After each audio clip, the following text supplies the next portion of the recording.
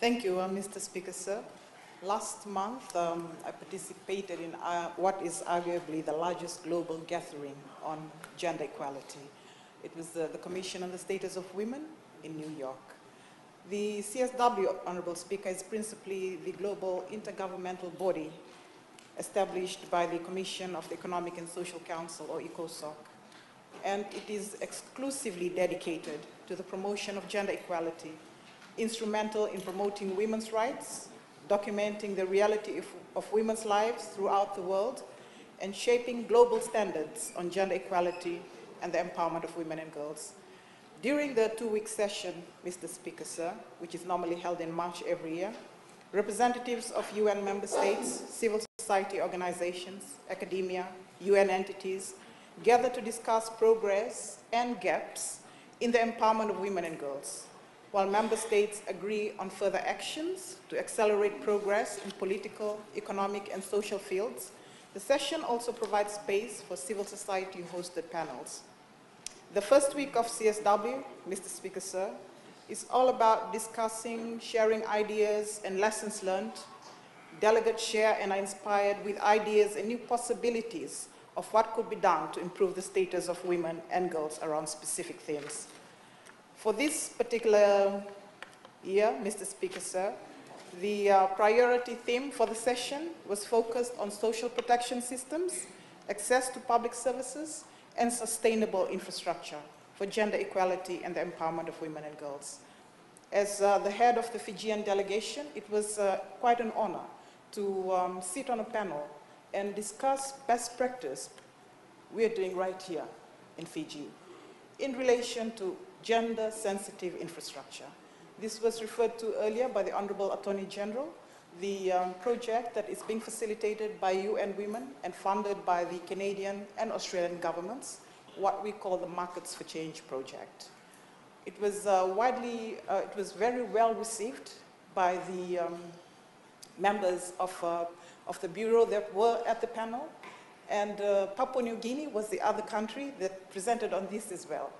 And coming from UN Women themselves, Mr. Speaker, sir, high accolades on what the Pacific is doing in relation to gender-sensitive infrastructure. The Markets for Change project, Mr. Speaker, sir, is basically a recognition of the fact that over 70% of market vendors in Fiji are women. And yet, prior to this project, that particular fact was not considered in the building of municipal markets.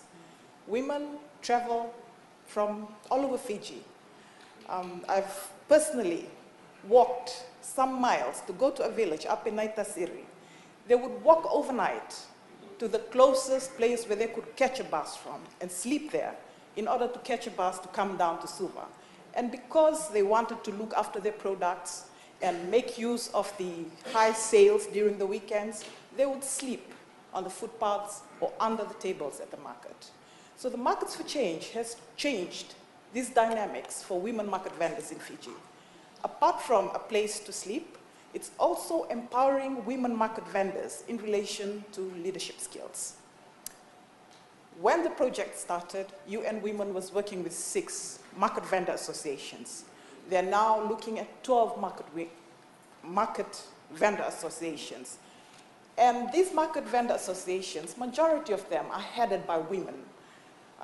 Women who are articulate in relation to the issues that affect market vendors, both males and females, in the respective municipalities that they represent, and are able to bring up these issues to municipal level and even to government level.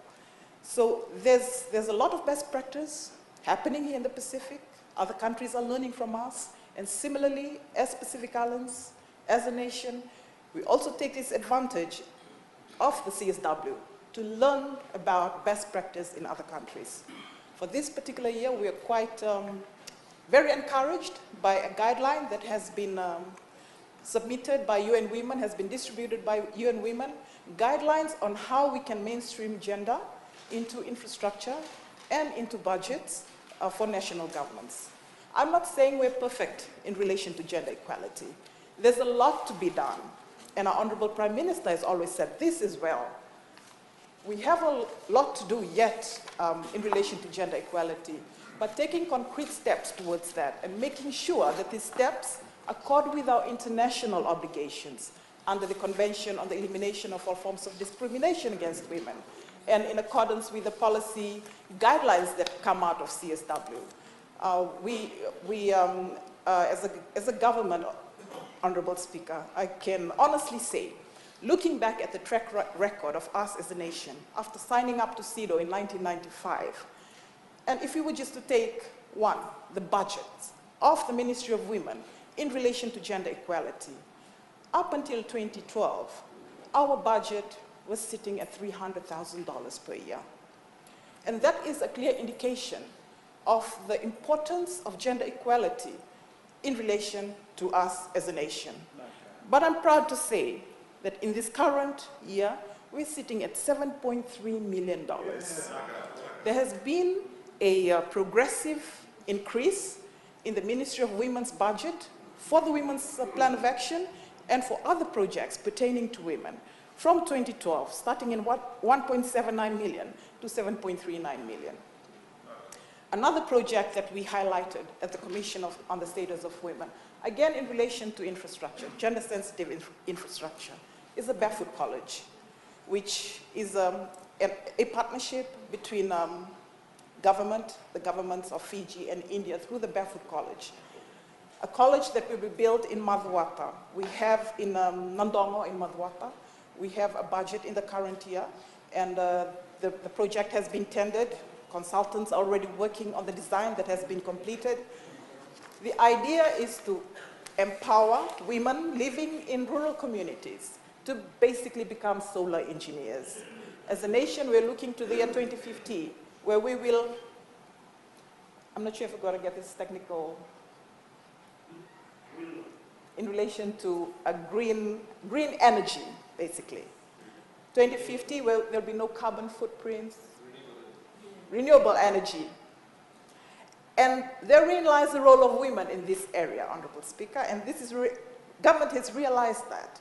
And in building this college, we're going to educate women living in rural communities to become solar engineers, and we'll be able to maintain solar systems within their own communities. Again, a project that was that received high accolades from the international community and UN bodies, and there you have it, Honorable Speaker.